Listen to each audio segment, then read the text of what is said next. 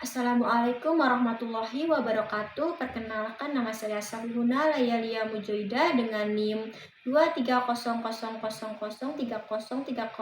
dari Prodi Pendidikan Bahasa dan Sastra Indonesia. Di sini saya akan membacakan cerita pendek yang berjudul Ruang Hening karya Vidya Gaisani. Menjadi mahasiswa semester akhir merupakan sebuah fase terberat bagi beberapa orang, termasuk aku. Menjadi anak pertama perempuan juga bukanlah hal yang mudah. Berbagai ekspektasi orang tua menjadi beban tersendiri untukku. Aku takut mengecewakan mereka. Aku takut tidak bisa membuat mereka bangga. Aku dituntut harus bisa mandiri, melakukan apapun sendiri. Saat usiaku mulai memasuki kepala dua, disinilah semuanya dimulai. Saat ini, aku tengah duduk di ruang keluarga bersama kedua orang tua dan juga adikku. Lalu tiba-tiba mamaku bertanya, "Kamu kapan lulusnya?" Dan aku menjawab, "Doakan aja, Mah, secepatnya. Mama harap kamu bisa cepat selesai, terus lanjut cari kerja," ucap mama lagi. Aku hanya mengangguk sebagai jawaban. Jujur, aku sebenarnya tidak nyaman dengan situasi seperti ini. Dengan pertanyaan sama yang sudah berulang kali ditanyakan. Aku melangkah masuk ke kamar. Sebelum itu, aku minta izin ke orang tuaku agar tidak menggangguku dulu. Karena aku ingin fokus mengerjakan skripsi di kamar dengan tenang. Sebenarnya, hari ini bertepatan dengan wisuda ke-80 di kampusku. Beberapa teman seangkatanku sudah ada yang lulus dan wisuda hari ini. Jujur, aku iri dan tidak sanggup untuk sekedar menghadiri dan mengucapkan selamat kepada mereka. Aku tahu bahwa proses setiap orang berbeda-beda. Aku sudah berdamai dengan kenyataan itu. Hanya saja, terkadang orang-orang di sekitarku tidak memahami hal itu dan merasa mereka terlalu berekspektasi tinggi pada diriku.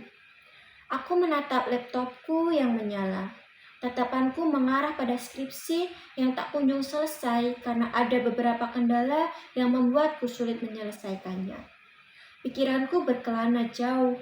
Pikiranku bak benang kusut yang sulit untuk diurai. Overthinking dimulai. Di sudut ruang kamarku yang gelap ini, aku banyak merenung dan berakhir dengan menyalahkan diri sendiri. Pertanyaan-pertanyaan seperti, mengapa aku tidak bisa seperti mereka? Mengapa prosesku tidak semulus mereka? Terus muncul di kepalaku. Namun segera aku tepis.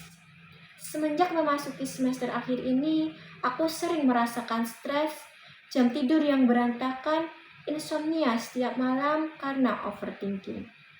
Aku juga kehilangan motivasi dan semangat. Bahkan, dinding di kamarku menjadi saksi bisu bagaimana gelisahnya diriku memikirkan masa depan. Aku yakin bukan aku saja yang merasakan hal ini. Banyak mahasiswa semester akhir di luar sana yang juga merasakan hal yang sama denganku. Dulu, saat awal masuk kuliah, aku termasuk mahasiswa yang aktif dan kritis. Bahkan, aku juga aktif di beberapa organisasi, intra dan ekstra kampus. Aku merasa diriku yang sekarang berbeda dengan diriku yang dulu. Dulu, aku adalah anak yang ambis. Indeks prestasiku di atas 3,5, bahkan ada yang 4,0. Tetapi sekarang, seperti tak ada gairah untuk menyelesaikan apa yang sudah kumulai ini. Aku merasa kesepian karena sudah tertinggal jauh oleh teman-temanku. Saat melihat story mereka, saat seminar proposal dan sidang kolokium, aku menjadi minder. Bahkan teman-temanku yang dulu tidak begitu mencolok, ketika di kelas bisa mendahuluiku. Hal itulah yang tak kusangka. Aku sudah berusaha semaksimal yang kubisa. Limit kemampuanku hanya aku yang tahu. Aku yakin Tuhan sudah menyiapkan rencana yang indah di masa depan. Aku akan berdamai dengan diriku. Aku akan menikmati prosesku meskipun rasanya aku harus jungkir balik menghadapinya. Aku sudah terlalu jauh. Tak boleh ada kata mundur. Aku berterima kasih kepada diriku sendiri yang sudah kuat untuk sampai pada titik ini. Dan untuk kamu yang juga sedang berada di posisi ini, percayalah, Ada rencana indah yang telah Tuhan siapkan untukmu. Ada baju toga yang menantimu, dan ada senyuman bangga dari kedua orang tua yang akan menemani di hari bahagiamu nanti. Tetap semangat dan jangan lupa bersyukur. Nikmati proses karena kita adalah orang yang hebat versi diri kita sendiri. Di sini, saya membutuhkan waktu untuk membaca cerita pendek yang berjudul Ruang Hening karya Vidya Gaisani dengan waktu 4,57 detik. Dan kedalaman dalam cerita pendek ini yang bisa saya sampaikan yaitu cerita ini menyampaikan pesan tentang kesulitan dan tekanan yang dialami mahasiswa semester akhir. Hal ini bisa dirasakan oleh banyak orang dan cerpen ini memberikan dorongan dan semangat untuk menghadapinya dengan sabar dan bersyukur. Cerpen ini juga mengingatkan kita untuk menghargai proses dan menikmati perjalanannya. Karena setiap orang memiliki rencana dan waktu yang berbeda-beda. Sekian dari saya, terima kasih. Wassalamualaikum warahmatullahi wabarakatuh.